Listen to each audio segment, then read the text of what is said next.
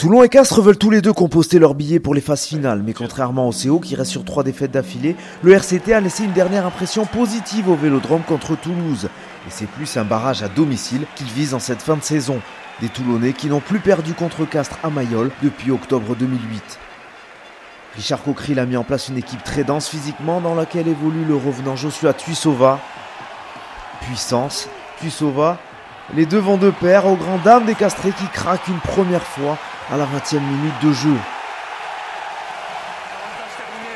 Toulon réaliste au contraire du CO qui s'est vu logiquement refuser un essai en début de match. On revoit la belle passe sur un pas de Mathieu Bastaro et surtout le travail tout en force de Tuisova pour résister à deux défenseurs castrés. Alfpeni avait ouvert le score avant cela sur pénalité et avec la transformation du même Alfpeni, cela fait 10-0 pour le RCT.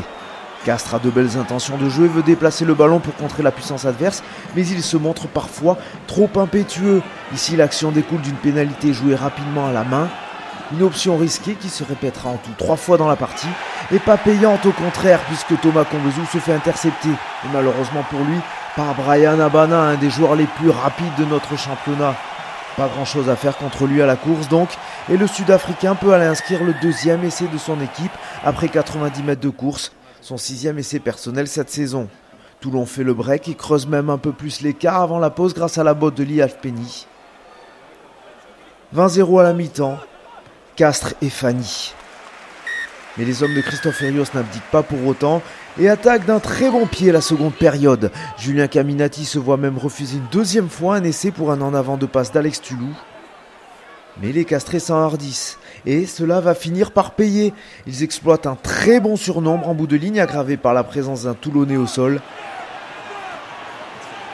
Et c'est un ancien de Mayol qui conclut le mouvement, David Smith, qui marque malgré la défense combinée de Lee Alfpeni et Douane Vermeulen. On revoit son accélération, à laquelle ne peut évidemment pas répondre le pilier Marcel Van der Merwe. Castres concrétise enfin une occasion. Et avec la transformation de Cocotte, le CO revient à 27. On bascule directement dans les 10 dernières minutes. Le score a un peu bougé grâce au pied de Lee Alfpeni. Toulon a une mêlée difficile à négocier. Tiusbord est pris de panique et donne le ballon à Steve Maffy.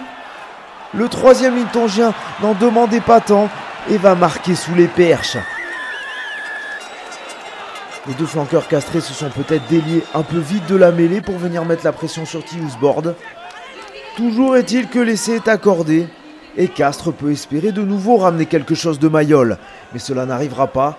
Trop défaillants en touche et en mêlée, les Castrés ont perdu en tout 11 ballons en conquête directe dans cette partie. Ils rentrent donc les mains vides dans le Tarn.